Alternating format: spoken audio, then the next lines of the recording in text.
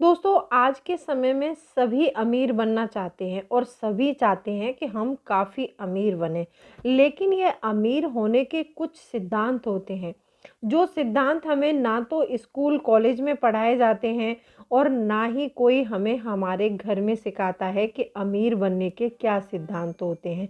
हम ये सारे सिद्धांत जब भी सीखते हैं तो हम इनको अपने आस-पास देखते हैं कि वो इतना अमीर है, वो कैसे अमीर बना। हम ये सारी चीज़ें जब हमारी एज थोड़ी अच्छी हो जाती है तो हम उसमें सोचते रहते हैं, काफ़ी समय हमारा इसी में बर्बाद हो जाता है। तो आज मैं आपको अमीर बनने के 5 सिद्धांत बताऊँगी। अगर ये सिद्धांत आप अपने जीवन में उतार लेते हैं तो आप वाक़ई में अमीर बन सकते हैं।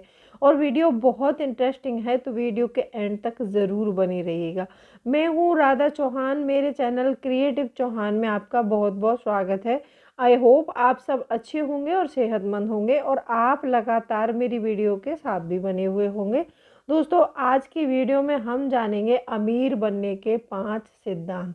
वीडियो बहुत ही इंटरेस्टिंग है, वीडियो के एंड तक ज़रूर बने रहिएगा। और अभी तक आप लोगों ने अपने इस क्रिएटिव चौहान चैनल को सब्सक्राइब नहीं किया है तो आपसे एक रिक्वेस्ट है, प्लीज़ सब्सक्राइब करिए अपने इस चैनल को और बेल आइकन को भी ज़रूर प्रेस कर दीजिएगा ताकि ऐसी ही इंटरेस्टिंग वीडियो की नोटिफिकेशन आपको मिलते रहे। दोस्तों, वीडियो पसंद आए तो एक लाइक ज़रूर कर दीजिएगा। तो चलिए स्टार्ट करते हैं वीडियो को। अमीर होने का सबसे पहला सिद्धांत है कि आप बचत करें। अब बहुत से लोगों की ये शिकायत होती है, उनसे बचत के बारे में बात की जाए तो वो हमेशा बोलते हैं कि मतलब मैं तो इतना कम कमा रहा हूँ, इसमें मेरे खर्चे ही पूरे नहीं हो रहे हैं तो मैं बचत क्या करूँ। देखो दोस्तों, यहाँ पर बात कहने का मतलब मेरा ये है कि आपको ना जो अमीर होने का ये प्रोसेस है ना, बहुत धीमा प्रोसेस है।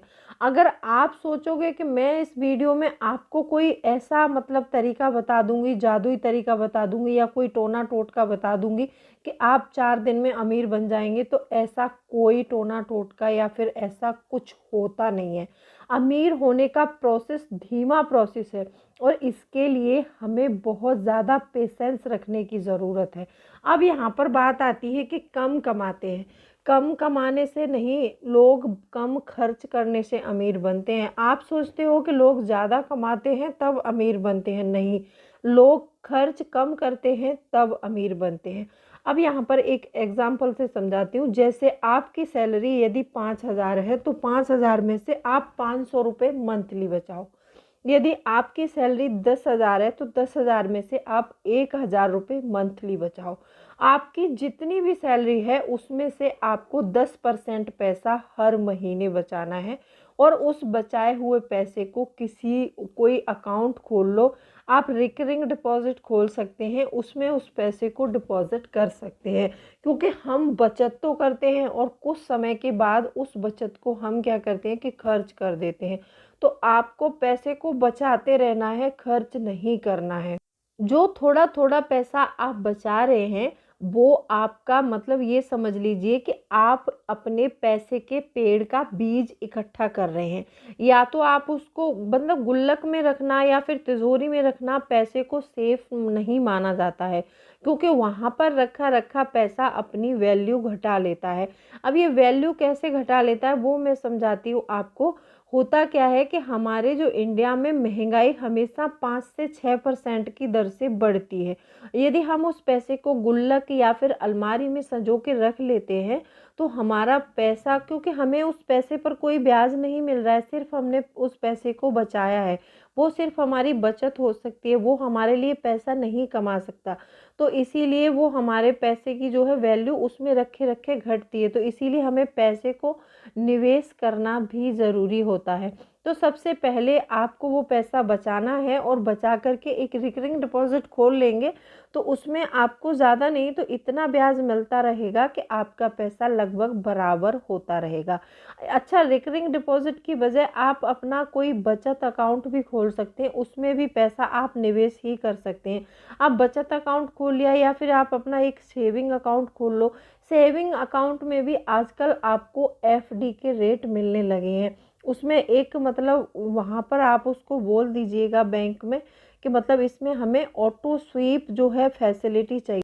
जब आपके सेविंग अकाउंट में ऑटो स्वीप फैसिलिटी जब ऑन हो जाती है तो वहाँ पर आपके पैसे पर आपको एफडी का रिटर्न मिलने लगता है। तो वो लगभग एफडी का रिटर्न हमारे जो है इंडिया के इन्फ्लेशन को बीट कर सकता है। तो वहाँ पर आपको ये करना है। अब पहले सिद्धांत में आपने बचत की और उस पैसे को मतलब ऐसा रखा कि कहीं खर्च भी नहीं हुआ और वो बढ़ा भी नहीं, और अगर अलमारी या गुल्लक में रखते तो वो खर्च हो जाता। दूसरा सिद्धांत कहता है अमीर बनने का कि बचत का उपभोग नहीं करना है, हमेशा बचत का सदुपयोग करें। अब उपभोग क्या होता है कि कुछ लोग ऐसा करते हैं कि जैसे बचत मतलब करते रहते हैं, पैसा बचाते रहते हैं, और कुछ समय के बाद उनको लगता है कि वो तंग आ जाते हैं, इस चीज़ से वो फ्रस्ट्रेट हो जाते हैं कि काफ़ी समय से मैं बचत कर रहा हूँ और बचत करते करते बहुत टाइम हो गया है, मुझे अपने लिए कुछ खरीदना चाहिए।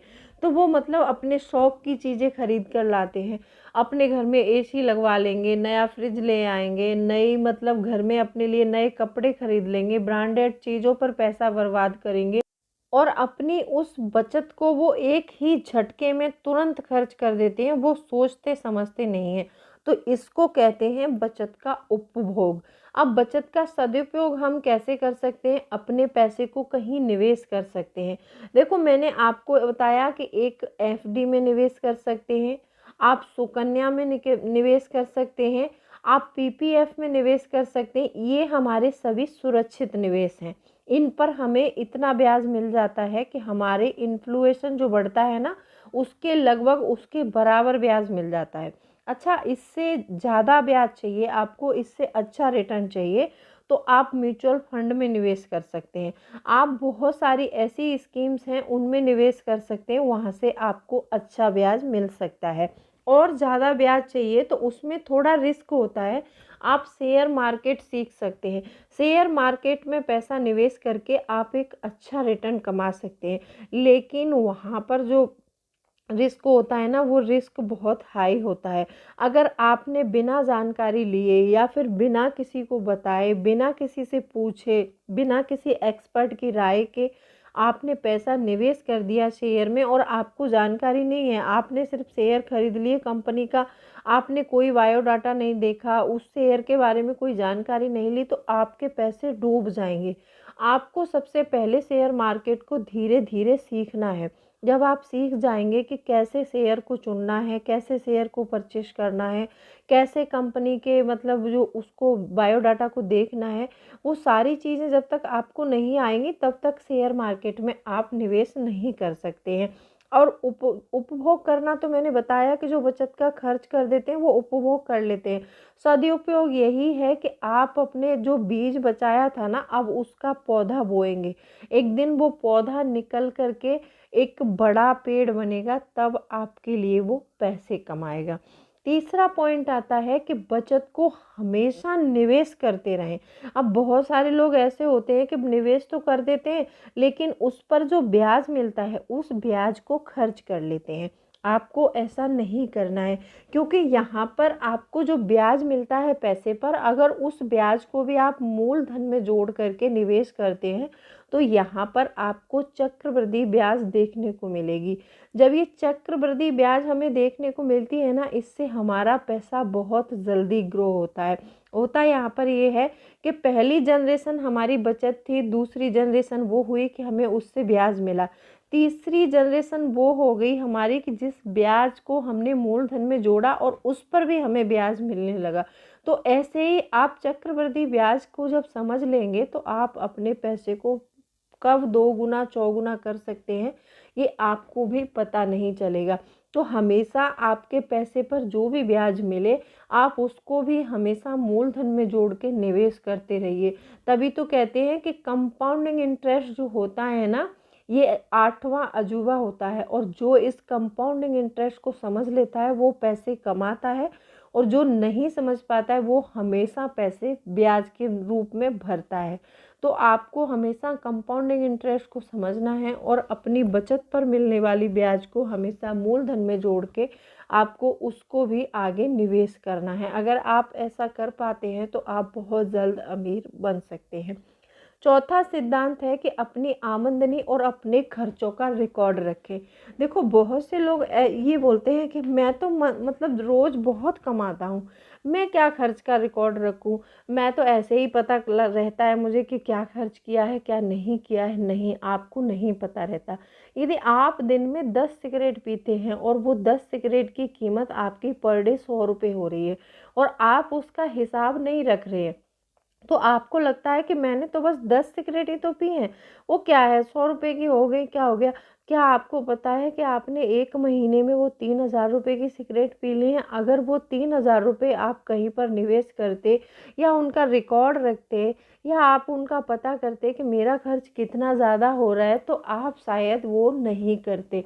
तो यहाँ पर आपको अपने खर्च और आमदनी का रिकॉर्ड ज़रूर रखना चाहिए। उससे ये पता चलता है कि मैं कहाँ पर फिजूल खर्ची कर रहा हूँ, तो वहीं से आप अपने पैसे को रोक सकते हैं। पांचवा पॉइंट आता है कि कभी भी अपने शौक के लिए आपको कर्ज नहीं लेना है। बहुत से लोग ऐसे होते हैं कि अपने शौक के सामान के लिए, अपनी गाड़ी की डाउन पेमेंट के लिए, अपने घर के फर्नीचर के लिए, अपने घूमने के लिए लोन ले लेते हैं। उनको ये लोन नहीं लेने हैं और ये कर्जे बिल्कुल नहीं करने हैं अपने शौक के लिए। हो सके तो आपसे नहीं हो रहा तो आप शौक मत करिए, आप कोई भी चीज़ परचेस मत करिए, आप जैसे हैं वैसे ही रहिए, लेकिन आप अपने शौक के लिए कर्ज बिल्कुल मत लीजिए। देखो मैं बताती हूँ, कर्ज भी 2 टाइप के होते हैं, पता है। एक होता है अच्छा कर्ज और एक होता है बुरा कर्ज। बुरा कर्ज वो होता है जो हम अपने शौक और फैशन के लिए लेते हैं, और अच्छा कर्ज वो होता है हम कहीं प्रॉपर्टी खरीद रहे हैं, हम कहीं खेत खरीद रहे हैं, या फिर हम कोई ऐसा साधन बना रहे हैं जिससे कि हमें आमदनी होगी, जिससे हमारा पैसा आएगा, हर महीने हमें एक इनकम मिलेगा। तो यहाँ पर कर्ज लेना अच्छा है। यदि हम अपने शौक के लिए खरीद रहे हैं, महंगी शादी के लिए खरीद रहे हैं, या फिर कोई ऐसी चीज़ है जिसको हम अपनी खुशी के लिए परचेस कर रहे हैं और उससे हमें कुछ भी मिलने वाला नहीं है, जैसे कि एक नई कार हम खरीदते हैं, तो जब नई कार हम अपने घर के लिए खरीदते हैं तो वो हमारी एक लायबिलिटी बन जाती है। यदि हमने उसको लोन लेकर परचेस किया है तो वो हमारी जान का जंजाल बन जाएगी। और वही कार हमने कहीं रेंट पर लगा दी है, हमें 25 से 30 हज़ार रुपये मंथली आ रहा है, तो वो हमारे लिए एक अच्छा कर्ज साबित हो सकता है। यदि हमने कर्ज लेके अच्छे फैशन में उड़ा दिया, घूमने में उड़ा दिया, फिर हम उसको ब्याज भर रहे हैं और जो हम मंथली अपने परिवार के लिए कमा रहे हैं वो सारा पैसा हमारा लोन की किस्तों में जा रहा है, तो यहाँ पर हम अमीर नहीं बन रहे हैं, हम और गरीब गरीब होते चले जा रहे हैं। तो हमें ऐसा बिल्कुल नहीं करना। अच्छा, कुछ लोग ऐसा भी करते हैं कि कर्ज लेके मकान बना लेते हैं। यदि उस मकान में आप खुद रहने चले जाते हैं तो वो आपके लिए एक लायबिलिटी है। यदि वो मकान बना के आपने किराए पर उठा दिया और आपको हर मंथ में रेंट आ रहा है, तो यहाँ पर वो आपके लिए फ़ायदे का सौदा हो सकता है। अच्छा, कभी कभी मकान भी घाटे का सौदा हो सकता है। आपने मकान में 6 लाख रुपए लगाए और आपको उसका किराया सिर्फ 3000 मंथली मिल रहा है। आपको खुशी है कि हमारा मकान किराए पर उठा है, तो लेकिन ये आपके लिए घाटे का सौदा है। अगर आप 6 लाख रुपए कहीं पर निवेश कर देते, आपको मंथली 2% का भी रेट ऑफ इंटरेस्ट मिलता, तो आपको वो वहाँ पर 12,000 रुपये मिल सकते थे। लेकिन आपने 6 लाख रुपए लगाकर आप सिर्फ 3000 रुपये रेंट पा रहे हैं, तो ये आपके लिए घाटे का सौदा है। तो इससे अच्छा है कि आप अपने पैसे को कहीं पर निवेश कर दो।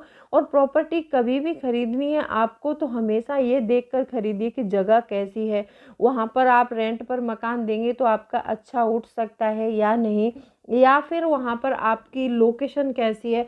हमेशा ऐसी जगह मकान के लिए जगह खरीदनी है आपको कि वहाँ का लोकेशन अच्छा होना चाहिए, पानी अच्छा होना चाहिए, कोई भी झंझट नहीं होना चाहिए, और रास्ता सबसे क्लियर होना चाहिए। आप प्रॉपर्टी खरीद से समय ये भी ज़रूर देखिएगा, तो आप ऐसे करके अमीर ज़रूर बन सकते हैं। आई होप आपको वीडियो पसंद आई होगी। वीडियो पसंद आई है तो वीडियो को लाइक शेयर ज़रूर कीजिएगा।